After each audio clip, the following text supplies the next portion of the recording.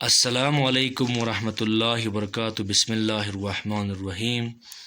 Dear students, we are discussing the poem An Evening Wet with Rain, written by Wetpal Deep and translated into English from Dogri by Shivnath. And as far as the poem is concerned, the poem has a very profound meaning, but the apparent understanding is something different. Yesterday we have read up to the line that the collar of my coat is also wet with drops of rain all round rain's silence. The poet is describing an atmosphere where rain was continuously falling, and that scenario of an evening, the darkness was about to come and the entire environment was full of silence, and the coming rain was making everything wet with its watery substance, because the raindrops are actually small droplets of water. So then says, even my coat was wet, all around rain's silence, everywhere up to the extent of my sight, throughout the area, across the area where I was stood, everywhere was silence, as if nobody is outside, because it was an evening time, as well as the rain was continually falling. Then stanza number 3. My feet are cold with water seeping through my shoes. After description of his collar being wet with rain, the narrator again mentions that even his feet have become cold because the water outside the surrounding was seeping. का मतलब होता है ना, घुस जाना या अंदर चले जाना, ooze out या prolocate, बोलो जो भी आप बोले. शायर कह रहा है बारिश ने पूरे माहौल को तर किया था, ज़मीन गीली हो चुकी थी, और जहाँ जहाँ मैं कदम रखते ही क्या होता कि पानी मेरी जूतों से सरायत करके, बता दो बेटा, सीप का मतलब होता है ना सरायत करना, सरायत करना, तो रंडम उर्दू में कहेंगे हम घुस जाना, अंदर आ जाना,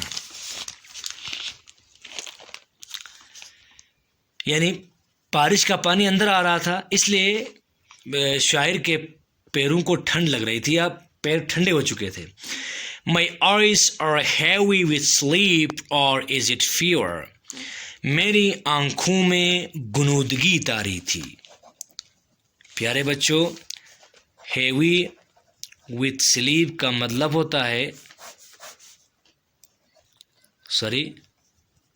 गुनूदगी का तारी होना, यानी जब भी मौसम ख़राब होता है और बारिश भी हो रही हो, ऊपर से तन्हा माहौल हो, तो आपकी आंखों में नींद की तमाज़त खुद ब खुद छा जाती है. शायर अपने आप सवाल करता है, क्या बारिश के होने और माहौल की तन्हाई और थकावट से मुझे नींद आ रही है, या मुझे बुखार हुआ है, चूँकि अमूमन ठंड के टाइम बुखार होने का चांस बनता है.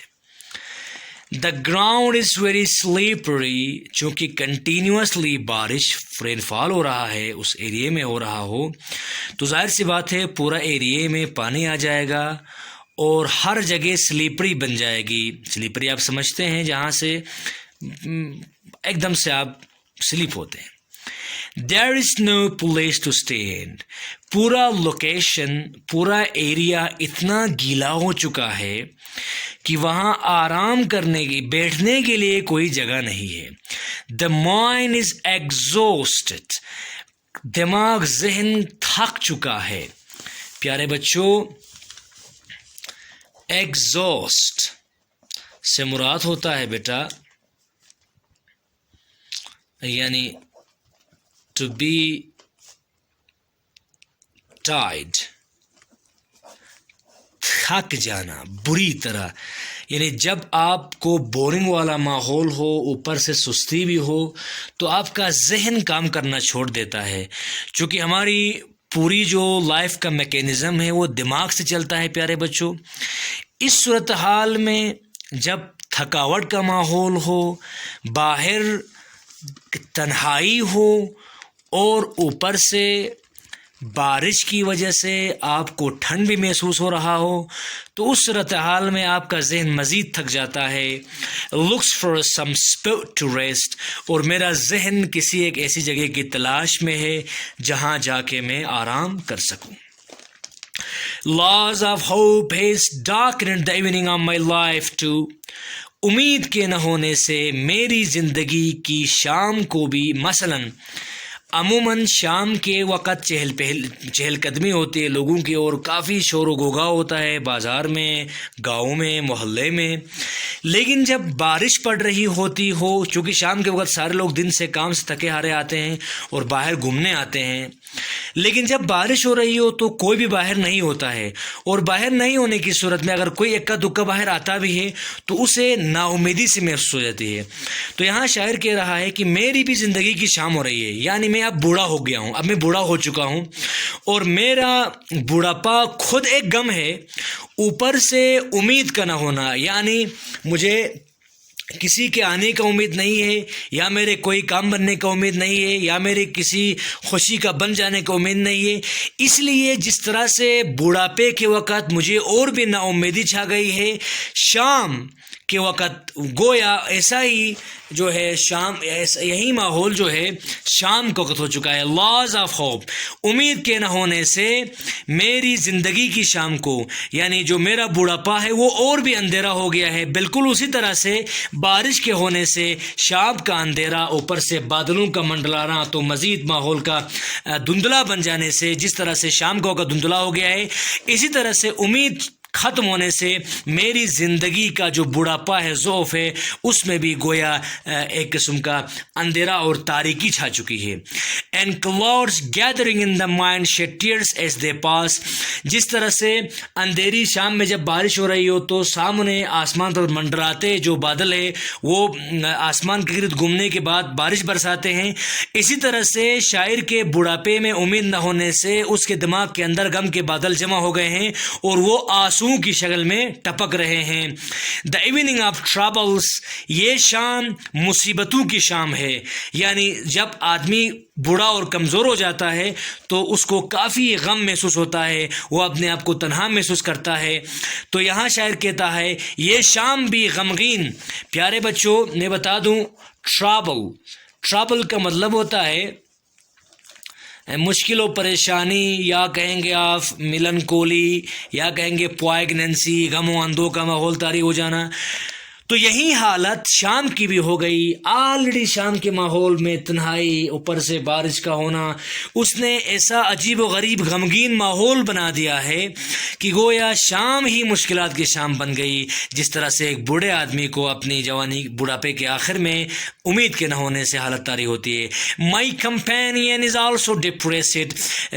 ہماری پوائم کی شروعات میں پتہ چلا تھا کہ شاعر کے ساتھ کوئی اور ہے جو اس کے ساتھ ہے، تو شاعر کہتا ہے میرا جو ساتھی ہے وہ بھی کافی ڈپریس تھا. ڈپریس تو ایک ایسا لفظ آپ جانتے ہیں بیٹا، مطلب پریشان ہونا، کافی مغموم تھا وہ بھی. And takes me long holding me by the arm. میرا جو ساتھی تھا، جو میرا ہمسفر تھا، جو میرے ساتھ وہ شام گزار رہا تھا، میرے بازو میں اپنے بازو پھنسا کر چلنے لگا. In the childhood I stood alone in my courtyard and waves of air brought the sound of cymbals.